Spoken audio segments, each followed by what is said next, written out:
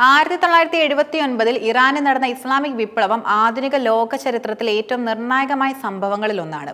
ഈ വിപ്ലവം വെറും ഒരു ഭരണമാറ്റം മാത്രമായിരുന്നില്ല, മറിച്ച് ഒരു ജനതയുടെ സ്വത്വത്തെയും പരമാധികാരത്തെയും തിരികെ പിടിക്കുന്നതിനുള്ള ഒരു പോരാട്ടമായിരുന്നു.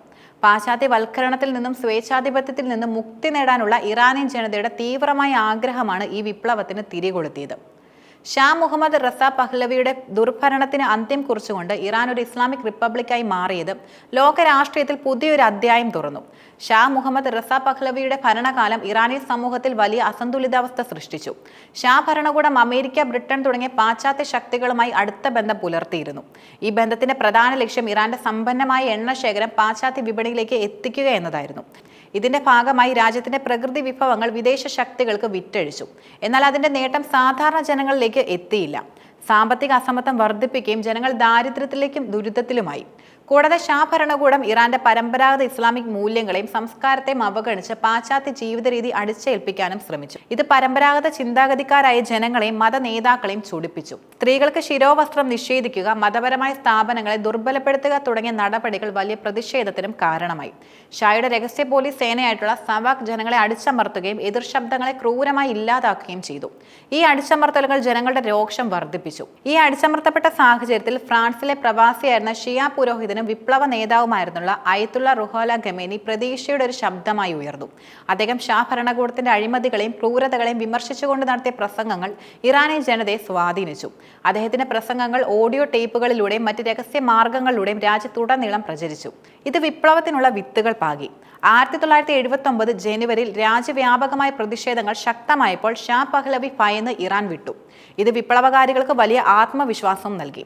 1979 ഫെബ്രുവരി 1 15 വർഷത്തെ പ്രവാസ ജീവിതത്തിന് ശേഷം അയത്തുള്ള ഖമേനി ഇറാനിലേക്ക് മടങ്ങിയെത്തി. അദ്ദേഹത്തെ വരവേൽക്കാൻ ദശലക്ഷക്കണക്കിന് ആളുകളാണ് ടെഹ്റാനിലെ തെരുവുകളിൽ തടിച്ചുകൂടിയത്. ആ മടക്കം ഒരു ജനതയുടെ സ്വപ്നങ്ങളുടെ സാക്ഷാത്കാരമായിരുന്നു. അദ്ദേഹം അധികാരം ഏറ്റെടുക്കുകയും ഇറാനെ ഒരു ഇസ്ലാമിക് റിപ്പബ്ലിക്കായി പ്രഖ്യാപിക്കുകയും ചെയ്തു. ഇതോടെ പഹ്ലവി രാജവംശത്തിന്റെ 2500 വർഷത്തെ ഭരണവും അവസാനിച്ചു. വിപ്ലവത്തിന് ശേഷം ഇറാൻ ഒരുപാട് മാറ്റങ്ങൾക്ക് വിധേയമായി. ഇറാൻ ഒരു ഇസ്ലാമിക് റിപ്പബ്ലിക്കായി മാറി. മതപരമായ തത്വങ്ങളെ അടിസ്ഥാനമാക്കിയുള്ള ഒരു ഭരണഘടനയും നിലവിൽ വന്നു. മതനേതാക്കൾക്ക് രാഷ്ട്രീയ കാര്യങ്ങളിൽ വലിയ സ്വാധീനവും ലഭിച്ചു. പാശ്ചാത്യ നിയന്ത്രണത്തിലായിരുന്ന എണ്ണ വ്യവസായം ഉൾപ്പെടെയുള്ള രാജ്യത്തിന്റെ സാമ്പത്തിക കാര്യങ്ങൾ സർക്കാർ ഏറ്റെടുത്തു. ഇത് ഇറാന്റെ സാമ്പത്തിക പരമാധികാരം ഉറപ്പിച്ചു.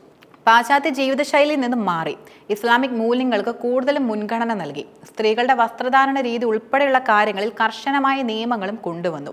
ഈ മാറ്റങ്ങൾക്കൊപ്പം വിപ്ലവാനന്തര ഇറാൻ ഒരുപാട് വെല്ലുവിളികളും നേരിട്ടു. വിപ്ലവത്തിന്റെ ശത്രുക്കളായി കണ്ടിരുന്നവരെ അടിച്ചമർത്തുന്നതിൽ സർക്കാർ കടുത്ത നിലപാടുകളാണ് സ്വീകരിച്ചത്. രാഷ്ട്രീയ എതിരാളികളെയും വിമതരെയും വധശിക്ഷയ്ക്ക് വിധേയരാക്കി.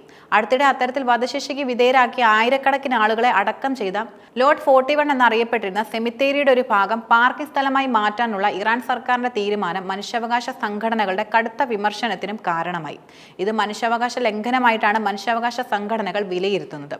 1979 ഇറാനിയൻ വിപ്ലവം ഒരു ഭൂതകാല സംഭവം മാത്രമല്ല, അത് അടിച്ചമർത്തപ്പെട്ട ജനതകൾക്ക് ഏത് സ്വേച്ഛാധിപത്യത്തിനും എതിരെ പോരാടാൻ കഴിയുമെന്നതിന്റെ പ്രചോദനമാണ്.